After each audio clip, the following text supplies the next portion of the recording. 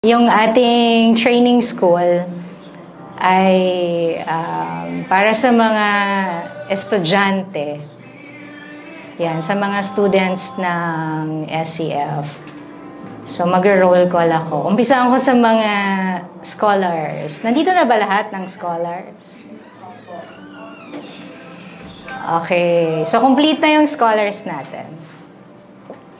I think ang mga leaders din, ministry leaders, are also invited to join this training. Yan, mga ministry leaders. Sino dito yung sa kids? One. Sino ba yung isa? Si Louie and yan, kompleto ang kids Okay. And mga parents, kasama natin, mga parents, dalawa pa lang. Late ba yung iba? Late? So, meron mga parents na kasama dito and yung staff natin sa SF nandito rin, no, mga leaders. Sige, can we... by the way, yung mga kaka-enter lang, paki-pick up yung yung ating handouts. So, kung pag pupunta kayo dito, make sure you have your ball pen with you. May handout tayo. And you will use that as your note-taking handout. Okay? So, nandyan yan. Can we start? Let's pray muna. I want to invite everybody to pray with me first. Father, we ask, Lord, for your presence. Panginoon, be with us. As I teach your word, I want to be aware that you're actually here in the midst of us. I don't want to say anything, Lord, that is not your word. So God, anoint my lips, my mouth to speak your words, Lord. And I pray for the power of your word to strike the heart of every person na makikinig dito sa training na ito, na hindi ako ang pakinggan, Panginoon, kundi ikaw, Lord. That my words are your words. That they will take your words, Lord, with fear, with reverential fear in their hearts, Lord. Because it is you, Panginoon, ang nagsasalita. So God, be here. Walk in the midst of us right now. Holy Spirit, be our teacher. Holy Spirit, touch every heart in this room. Reveal to us your word. In your name, Jesus, we pray. Amen. So, this is your first day sa ating Law and Grace. Bago tayo mag-umpisa, I want to have an icebreaker para sa ating lahat. So, ilan ba kayo ngayon dito? Bilang nga tayo. 1, 2, 3, 4, 5, 6, 7, 8, 9, 10, 11, 12, 13. 14, kasama si Paolo? Kasama si Paolo. Hindi. Susama ka ba, Paolo? Alam niyo ba yung, yung game na Shaggy? Shaggy, shaggy, shapopo. Shaggy, shaggy, shapopo. Do you know that game? Do you know the game? Sige, ituturo ko sa inyo. Ganito yung game. Sa isang grupo, ganun lang yung beat niya. Shaggy, shaggy, shapopo. Shaggy, shaggy, shapopo. Shaggy, shaggy, shapopo. Shaggy, shaggy, shapopo. Okay? So, nakaikot kayo. Isang group kayo, nakatayo. Sa isang group, nakaikot kayong ganyan, and then yung leader, may isang leader doon, ibig sabihin, siya yung mag-uumpisa ng movement. Any movement. Pero ang beat niya, shaggy, shaggy, shapopo, shaggy, shaggy, shapopo. Okay? Sino dito yung familiar? I think si Louie alam to. Sino dito yung familiar? Mag-practice tayo. Si Louie, try natin dalawa, Louie. Try lang, try. Kasi gagawin nyo. Halika, Louie. Dito ka. Okay. Ganito yung beat, Shaggy, shaggy, shapopo. Shaggy, shaggy, Ngayon, kung ako yung leader, ako yung gagawa ng move. Kailangan, kahit anong move. Tapos gagayahin ni Louie. Tapos, after ng isang turn, gagawa ulit ako ng bago, tapos gagayahin niya. Okay? Basta kung ano yung gagawin ko, gagayahin niya. Delay lang siya ng isang round. Isang round lang. Halimbawa, tingnan, ang game na ito is about focus and memory. Memory game and focus. Titignan mo ako, wag muna ha, ako muna. Okay. Shaggy, shapopo. Kailangan pag turn ng Shaggy, gagawin mo ulit yan. Okay, 1, 2, 3. Shaggy, shapopo. Shaggy, shapopo. Shaggy, shapopo. Shaggy, shapopo. Shaggy, shapopo. Shaggy, shapopo. Shaggy, shapopo. Shaggy, shapopo. Shaggy, shapopo. Okay, na-gets nyo. So, wag niyo titignan yung nasa kaliwa nyo. Ang titignan nyo lang yung nasa kanan nyo. Kasi iikot yun, iikot. At saka yung leader, siya yung kailangan may bago siyang move. Kahit anong move. Okay, ilan ba kayo ngayon? 1, 2, 3, 4, 5, 6, 7, 8, 9, 10, 11, 12, 13, 14, 15. Tigli-5 lang. Okay na yon. So, count tayo ng 3, ha? 1, 2, 3, 2.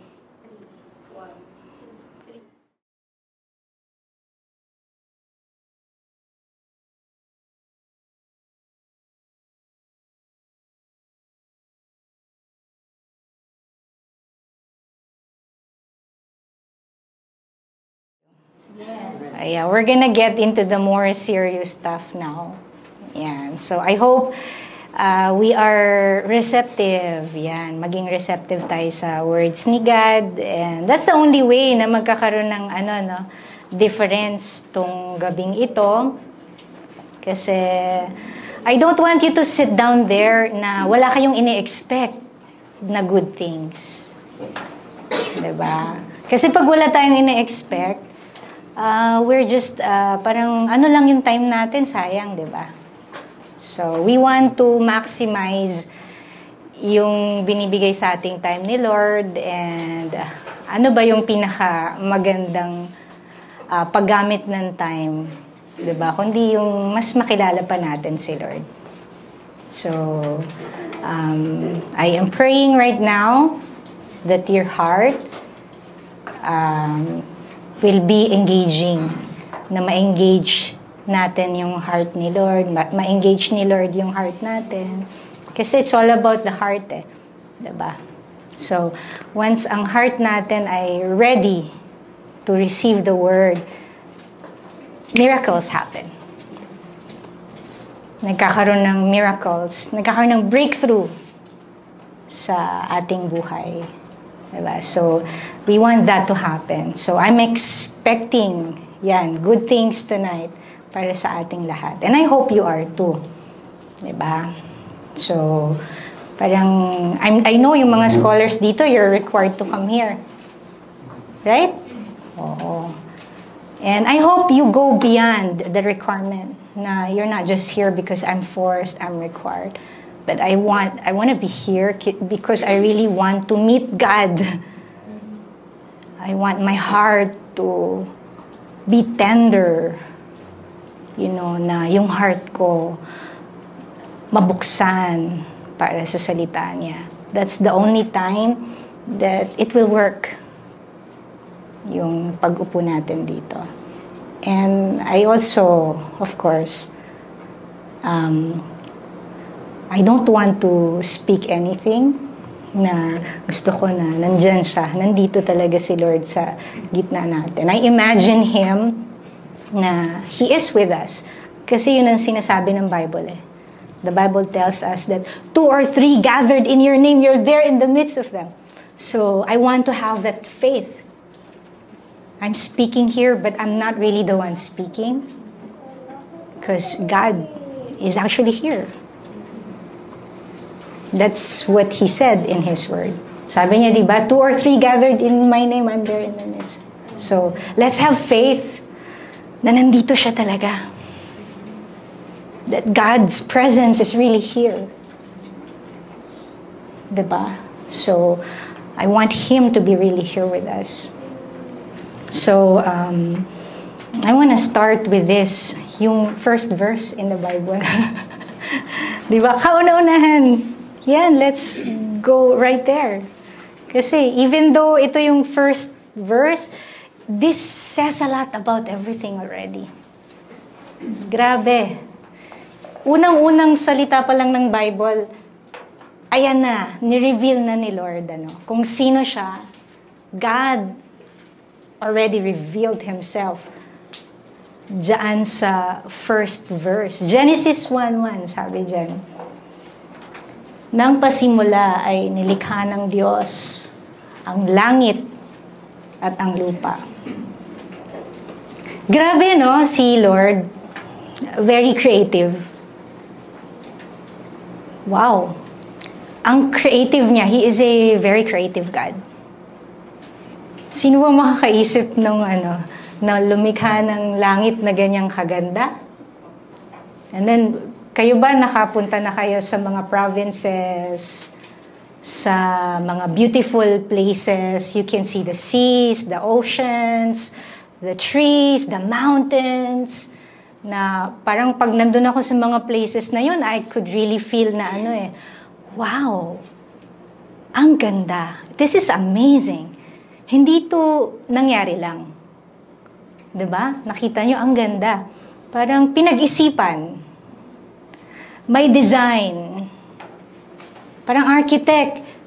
Yung architect, diba? O kaya, if you are interested in arts, you make something. Ito, perfect no? Ang ganda. So, mapapag-isip ka. Hindi to lang, nangyari lang ng basta. It didn't just appear there. Diba? May gumawa niyan, may lumikha niyan, may nag-create niyan, merong nag-design niyan. So, very creative siya, si Lord. Ayun palang pinakita na how creative God is. And not only that, yung heart niya, nakita na natin. Just the first verse, we see the heart of a life giver. Na ang gusto ng Panginoon sa atin ay magkaroon tayo ng buhay. Yan ang ginawa niya. Nilikha niya, lumikha siya. He created. He is life and from Him came out life. Buhay siya. At ang gusto niyang gawin ay magbigay ng buhay. Diba? Ano yung kabaliktaran ng buhay? The opposite of life. Death, diba? Destruction, death. Yun yung opposite ni God. Hindi siya yon. So, hindi niya gusto na masira yung nilikha niya. Lalo na tayo. He doesn't want us to be destroyed. That's not His intention at all. And not only that, ang ayos. Diba? Ang ayos. May order. Tama? May order Merong sinusunod na order, yung galaxies, yung universe. Pag tinignan nyo, tumingin kayo, pinag-aralan nyo yung galaxy, yung solar system. Diba? Nasa gitna ng anong tawag dun sa natin? Milky Way? Sa galaxy natin, Milky Way, Diba? Sa atin, nasan ba ang Earth? Oo. O, diba? Ano yung nasa gitna? Sun. And then around the sun are the planets. And all these planets, may timing, perfect timing yung pag-ikot nila. Perfect. Hindi sila nagkakabanggaan. At ang Earth, anong tawag doon sa pag-ikot? O, mga science majors. Revolution. Nagre-revolve, di ba? Yung Earth, umiikot sa sarili niyang axis. Anong tawag doon? Science. Hindi. O, tama. Mali yata ako. Teacher. O, rotation. Rotation, revolution. Umiikot din. Kaya tayo nagkakaroon ng gabi at araw. Night and day kasi umiikot yung Earth. 365 360. Tama? Isang buong taon. That makes the years. Umiikot ang mga planeta, 1 whole year. And tayo, umiikot naman tayo sa sarili nating axis. That makes the day and night. Pag umikot tayo ng 24 hours, yung sun nakaharap sa Pilipinas. Pag ikot ng gano'n ng hindi na nakaharap, nandun na tayo sa kalawakan, facing the moon. Who could have made that? Even the atheists, magtataka, something so powerful is up there. Nanilikha yan, diba? So, nakakapagtaka yan and may design, may order. Diba? And that only shows us talaga na nung nilikha ni Lord lahat yan, merong natural law na sinusundan. Katulad ng mga planets, hindi sila nagkakabanggaan. Diba? May sinusundan silang law.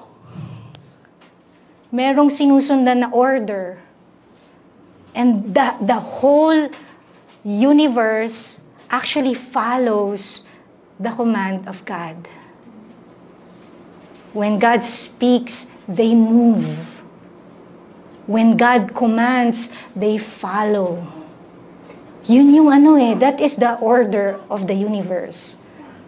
Na meron talaga, may mga principles yan dahil si God, ang creator, nagre-reflect doon sa mga create niya, yung character niya, yung will niya, yung personality ni Lord, yung heart ni Lord, makikita natin doon sa fina-follow ng universe. May mga principles yun katulad na lang nito, yung, what is that?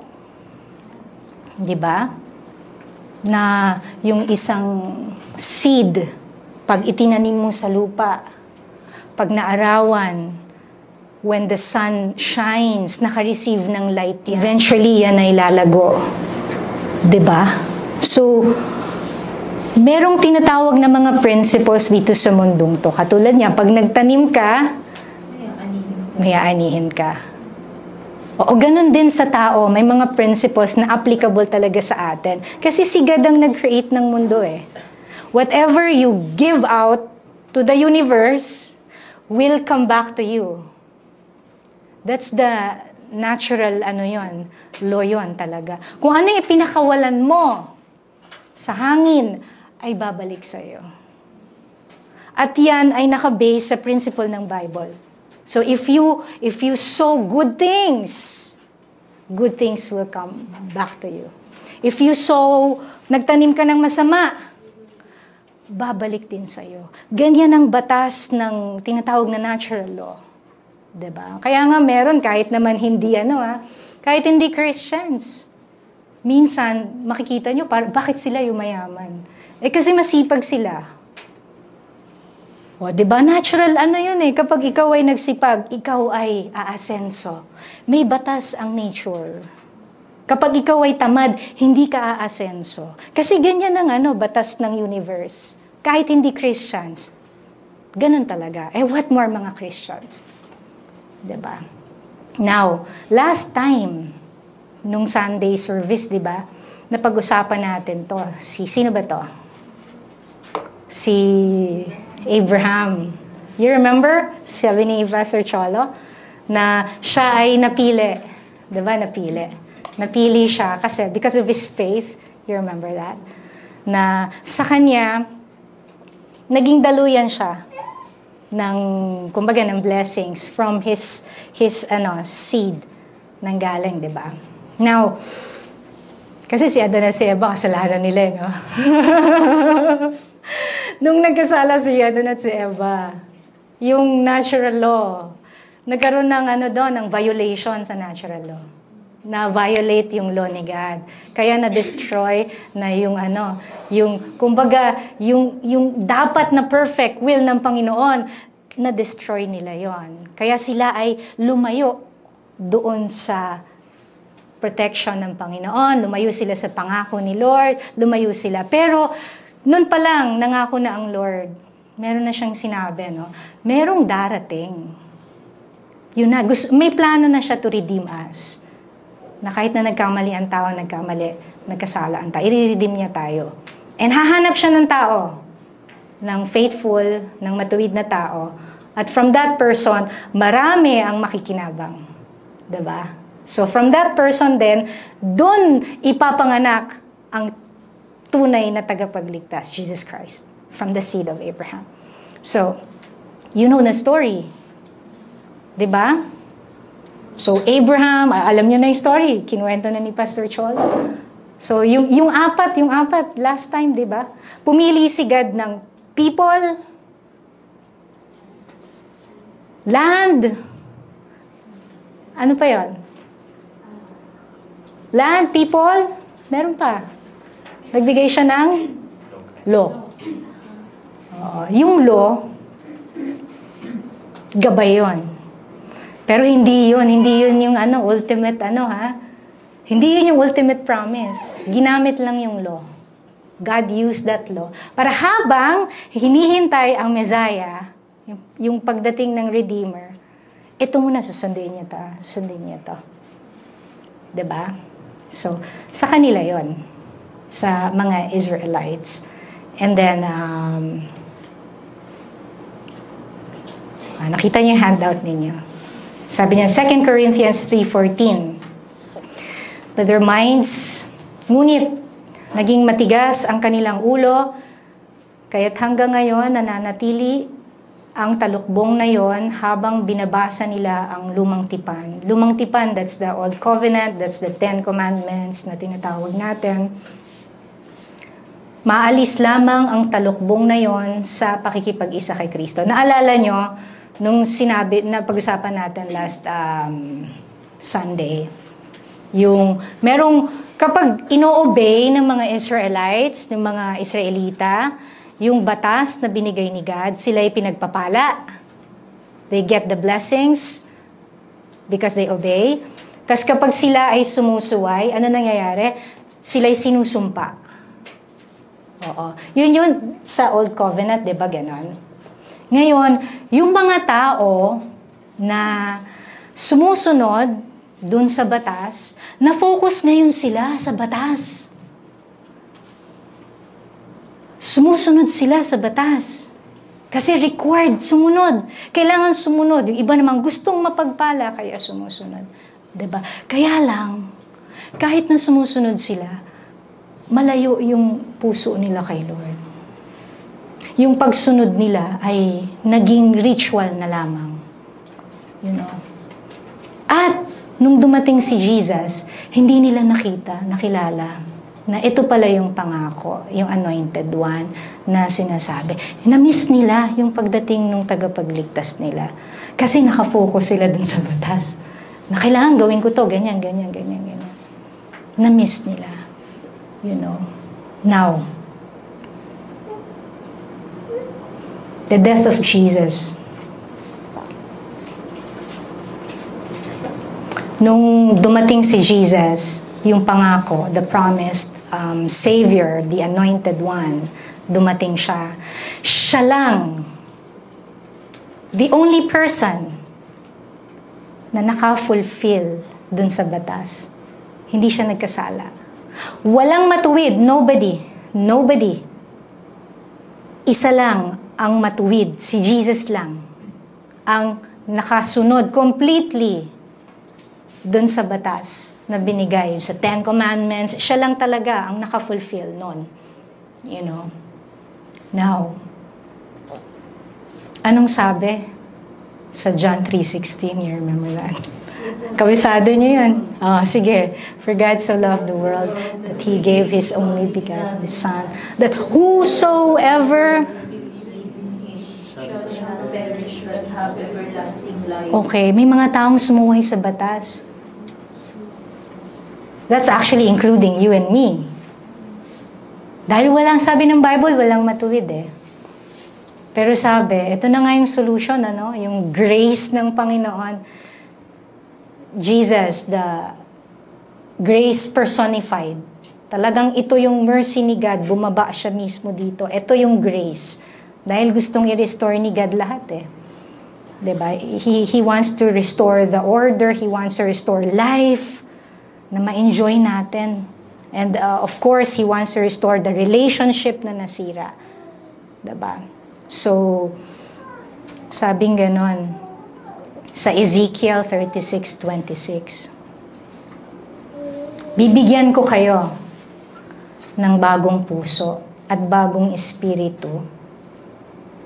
At ang matitigas ninyong puso ay magiging pusong masunurin. Dati, sumusunod sila sa batas para sila ay mapagpala, para sila ay maligtas. Nang dumating si Jesus Christ, ang sino mang naniniwala kay Jesus, we receive salvation. And not only that, kapag tinanggap mo si Jesus Christ sa puso mo ng buong buo, sincerely, sabi ni God, diba, bibigyan kita ng bagong puso, a new heart, and a new spirit. So yung puso natin na dati, matigas, ayong sumunod sa Diyos, unti-unti, nagbabago yan at nagkakaroon ng desire to obey the Lord. Kasi nasa atin na yung spirit ni God eh. Diba? The Holy Spirit is dwelling in us. So yun yung nagbibigay sa atin ng power, of course, to follow. Now, ito'y sa mga Israelites, di ba? Yung pangako. Kasama ba tayo dito? Dun sa pangako ng kaligtasan. Opo. Kasama? Yes. Oo, syempre. So, yung kay Jesus Christ, nabuksan. Nabuksan yung daan. Para kahit hindi tayo Jew, hindi tayo Hudyo, makasama tayo dun sa blessings, dun sa mga pangako ng Panginoon sa kaligtasan. So it opens the door for everybody, anyone. Ano man ang estado mo sa buhay, mayaman, mahirap, may ngipin, wala, whatever, no? Ano man ang kalagayan mo, once na maniwala ka kay Jesus Christ, you receive the grace of God, you have salvation. Diba? Now, ang tanong, okay, na-fulfill na pala ni Jesus yung commands. Diba? Na-fulfill na pala niya. Now, the question is, now, bakit pa natin kailangan gawin yon? Why do we still need to follow the commands, the 10 Commandments, when Jesus already completed that for us? Sabi, di ba? Kinumpleto niya para sa atin. Ngayon, ibinibigay niya sa atin yung kaligtasan na hindi na tayo kailangan sumunod para maligtas. Tama? Bakit tayo naligtas? Why did we get saved? Oo. Yun, si Jesus, diba? When you believe in Jesus, you get saved. You declare Him as your Lord and Savior. You get saved. Bakit pa tayo kailangan sumunod? Ligtas na tayo. Why do we still need to follow when we are already saved? That's the question now, diba? Yun yung sasagutan natin ngayon. Diba? Kasi importante yun Sabi dito sa Deuteronomy. Okay. O sige, kung may isang propeta o tagapagpaliwanag ng panaginip, may prophet daw or dreamer na dumating, nangako sa inyo, at magpapakita siya ng mga himala at kamanghamanghang bagay. O kahit na sino daw, isang magaling na propeta, biglang dumating at magpakita ng miracles, Kahanga-hangang tao. At nangyari ang sinabi niya. Ito yung sinabi niya daw sa atin. Sabihin niya sa inyo, sumunod tayo at sumamba sa ibang mga Diyos na hindi pa natin nakikilala. So, kung sa panahon natin, kunyari, biglang meron kayong nakilalang tao, ang talino ng taong to, alam niya lahat. Ang galing. Ang sabi sa'yo ng tao, alam mo, mali ang pinaniniwalaan mong Diyos. Hindi totoo yan. Ito, may kakilala kong Diyos, ito ang tunay na Diyos. O kung may nakilala kayong ganun tao, di ba? O kaya, ngayon, kahit hindi tao kung may napanood kayo, na sabi, hindi totoo, ang Christianism, hindi totoo, ang ganito, ang Diyos, hindi totoo. Sabing ganon, diba? Kung hindi totoo. Sabi niya ganon, huwag kayong maniwala sa Kanya dahil sinusubukan lang kayo ng Panginoon na inyong Diyos kung minamahal niyo ba siya ng buong puso't kaluluwa. So, ang warning sa atin, huwag kayong maniwala dun sa mga tao na bigla niyong nakilala, ang galing ng tao, tas nagpapakita pa ng mga Don't believe that person. Diba? Ang Panginoon ninyong Diyos lang ang dapat ninyong sundin at igalang, tuparin ninyo ang Kanyang mga utos at sundin ninyo siya, paglingkuran siya at manatili kayo sa Kanya. Alam nyo, yung 10 Commandments kasi, kailangan nating pag-aralan. We need to study kasi yung 10 Commandments, unang-una pinapakita si Lord, God Himself gave the 10 Commandments and the 10 Commands came from the heart of God. Yan ay galing sa kanyang puso, galing sa isipan niya, at pinapakita nito yung values niya, yung mga bagay na mahalaga kay Lord. Makikita niyo yan sa 10 Commandments. Yung mga pinapahalagahan niya, makikita niyo yan sa 10 Commandments. Yung plano niya sa tao, you can see that in the 10 Commandments. Kaya yung 10 Commandments, kailangan natin yan na pag-aralan kasi ipoprotect tayo ng 10 Commandments spiritually. Kasi kung hindi tayo aware sa salita ng Diyos, dun sa commands ni God, madali tayong masusway. We will be easily swayed and we will easily believe other gods. Diba? So, importante sa atin. It's so important to know the commands of God. Kahit na yan ay binigay noon pa thousands and thousands of years ago. Ang Diyos ay hindi nagbabago. God does not change. He is the same God. He is the same God yesterday, today, and forever. Ay yung mahalaga sa Kanya, the things that are important to His heart are still the same. Yung mga importanteng nilagay niya sa 10 Commands, they are still important for God. And they are the truths about the Lord. Diba? So that's number 1 reason. Sinusulat nyo na. And yung 10 Commandments, pinapakita din nito, diba? Sabi ko kanina, yung puso ng Panginoon, the heart of God. Makikita nyo yan dun sa commands, sa sinabi niya sa 10 Commandments. At saka yung character niya. Makikita niyo yan sa 10 Commandments. Kasi sa kanya nanggaling yan eh. Now, do you know this character? Sino to? Can you recognize this guy? Okay. Yes! Oo, si King David. Si King David, isa siya one of the greatest kings. Ang king yan, king. Pag king ka, syempre, you are the top leader of your nation. Pinaka-importante ka. Diba? Hindi lang yun. Warrior. Great warrior. Na-defeat niya si Goliath. But, before he was a king, before he was a warrior, he was a lover of God. Yun yung primary identity ni David. Bago siya naging minister, gumawa, nandun siya, nakaluhod, at nakikipag-usap sa Lord. Importante sa heart niya yun, na makasama si Lord. Diba? Sabi nga dito sa Psalm, sabi ni David, mapalad ang taong hindi lumalakad sa payo ng masama, ni tumatayo man sa daan ng mga makasalanan, ni umuupo man sa upuan ng mga manunuya, kundi nasa kautusan ng Panginoon ang kanyang kagalakan at nagbubulay-bulay araw at gabi. Yan, sa kanyang kautusan. Grabe yung ginagawa ni David, Nagbubulay-bulay. Ano kaya yung pinagbubulay-bulayan niya? Yung word ni God, yung commands ng Panginoon, talagang nagpe-pay attention siya. Talagang mahalaga kay David, those are important to him. Mahalaga sa kanya yung commands ng Panginoon.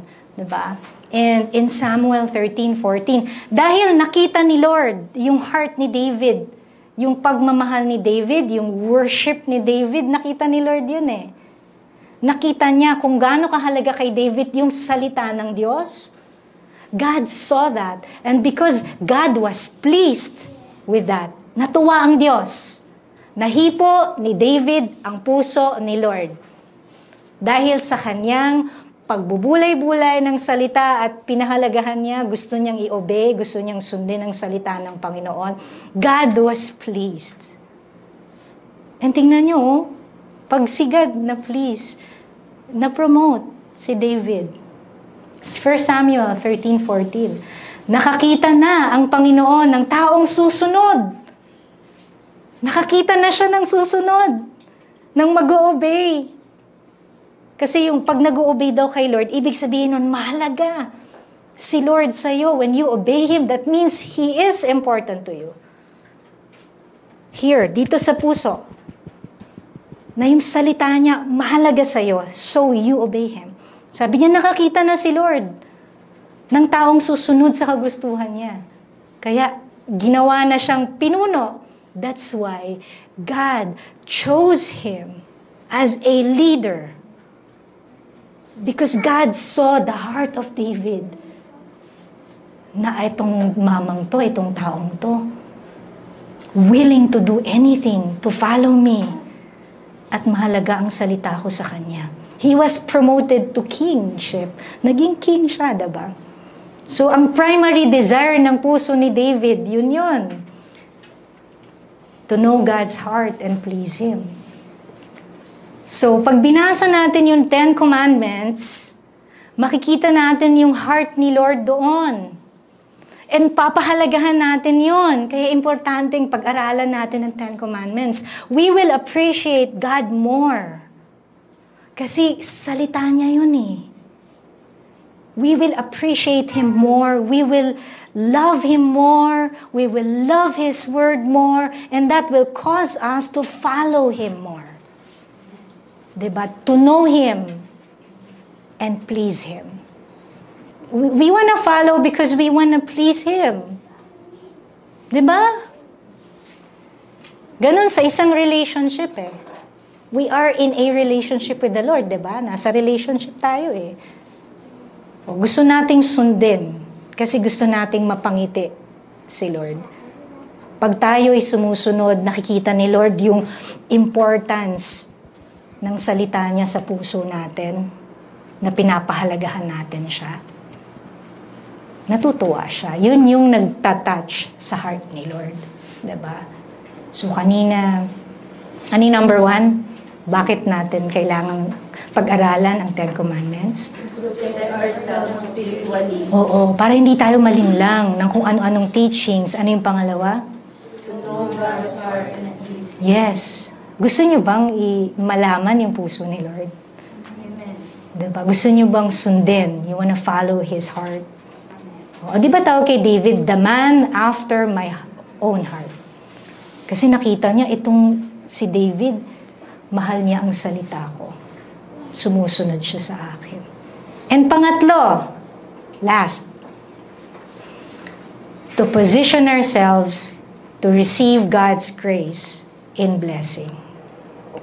Para iposisyon natin yung sarili natin. Pag pinoposisyon mo yung sarili mo, pumupunta ka sa pwesto kung saan marireceive mo ang grace ng Panginoon. Kapag tayo ay nagfa-follow sa Kanya, pinoposisyon natin ang sarili natin to receive the grace, and when we receive the grace of God, the blessings follow. Alam nyo, I want to make this clear for everybody. We cannot earn the blessing of God by our obedience. Hindi natin kayang bayaran ng pagsunod natin ang blessing ng Panginoon. Kasi yung iba, isipin ninyo, o-obey ako so that I can be blessed. Hindi natin kaya. Ang lahat ng kung anong meron tayo ay because of the grace of God only. We are not deserving. Nobody here deserves God's blessing. Pero kapag tayo'y sumunod, pinuposisyon natin yung sarili natin na makareceive ng grace so that blessings flow. Ganon siya. Kasi pag iniisip ninyo na, kaya God blessed me because I follow everything. Your heart will be proud. O kaya, pag sinabi ninyo, I did not follow your salvation. Ipakita ninyo na kayo ay ligtas na. Remember, yung kaligtasan natin, hindi tayo naligtas dahil sa ginawa natin. Tayo ay naligtas dahil tinanggap natin si Jesus. Ang kaligtasan natin ay free. It's free. It's by grace, the grace of God. Diba? Now, na kayo ay ligtas na. Sabi ni Paul, kayo ay ligtas na. Sumunod kayo sa Diyos. Follow the Lord. Diba? Kasi, meron na kayong kakayahan, nasa inyo na ang Espiritu ni God. You are able now to follow. Kasi ligtas na kayo. Ang aso ba, analogy lang a dog. Does the dog bark to become a dog? Ang aso ba tumatahol para siya ay maging aso? Bakit tumatahol ang aso? Why do dogs bark? Because they are dogs. Christians, mga mananampalataya ni Kristo, kayo ba ay gumagawa ng mabuti, sumusunod sa utos ng Diyos para kayo ay maligtas? Do you follow the commands of God to be saved? No. You follow the commands of God because you have already been saved. Ligtas na kayo. Si Kristo ay nasa inyo na. Ngayon, you are able, you want to, you have the desire to follow because you are now saved. Yun yung pagkakaiba. Diba? Hindi tayo nakikinig ng salita ng Diyos para maligtas. No, ligtas na kayo. You are saved. You are Christians.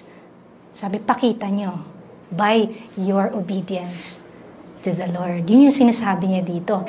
Sapagkat Diyos ang gumagawa sa inyo, maging sa pagnanais at paggawa. Ang galing si God daw ang nag-move sa heart ninyo, sa heart ng isang Kristiyano. Siya yung kumikilos sa heart ng isang Kristiyano upang magkaroon ng desire, ng pagnanais. At yung pagnanais na yon, that desire will translate now into action. By the grace of God. By God's grace. Para sa kanyang mabuting kalooban. Diba? So ngayon, I wanna tell you, you are empowered to obey. It's no longer difficult to obey. It's not difficult anymore. Yung iba kasi, ang hirap. No, it's not. It's not. Kasi yung willing heart, yung batong puso natin is already flesh. Nararamdaman na ang puso ni God. Mahihirapan tayo kapag tayo ay nagde-depend sa sarili natin. When we depend on ourselves for obedience, that's the time we will fail. But if we depend on God's grace to obey and to act, for sure, you will succeed. Kasi mahina tayo naturally, but God is stronger than any trial. He is stronger than any temptation. He is stronger than anything. And the power of God is in you. The Holy Spirit is in you. We just need to be aware, remind ourselves again and again, diba? So, importante. It's so important for us to know and follow the 10 Commandments. Kasi when we just know, we don't follow, ibig sabihin, nandito lang, wala dito. Ibig sabihin, hindi natin pinapahalagahan. The words of God are not important to us when we do not follow His commands. That means He doesn't matter to us. Other things matter. Mas may importante para sa atin, hindi yung salita niya. 'Di ba? Kung hindi tayo sumusunod. So again, 3 bagay yon. 3 things. Ano yon? Bakit? Why do we need to study the 10 Commandments? Number 1? Protect ourselves spiritually. Number 2? To know God's heart and please Him. Number 3? To position ourselves to receive God's grace and presence. Amen. At dahil dyan, iuukit ni Lord yung 10 Commandments sa ating puso. He wants to mark our hearts with His commands. Dito sa puso, itatattoo niya. Tattoo. Sa heart natin, yung commands niya. Kasi yun siya eh. Personality niya yun. That's the character of God. That's the love of God. Ano? Ilalagay niya yan sa puso natin. Pero hindi natin malalaman kung hindi natin pag-aaralan. Kaya, homework. Isulat. Diyan, di ba may homework dyan? O, dyan yung isulat. O, yung iba sa inyo, kabisado na yung 10 Commandments eh. Diba? You know already. So, write down, hanapin nyo kung anong verse yun. And memorize. Yan na. Kasi pag nandito sa memory, umaano sa heart yun eh. Diba? Ito yung importante, tapos pupunta sa heart yun. Eh, paano kung wala dito? Pag hindi natin alam. Anong mapupunta sa heart? Wala din. Nothing. So, yeah. Questions? Clarification? Q&A question? No more? Negative reaction? Okay.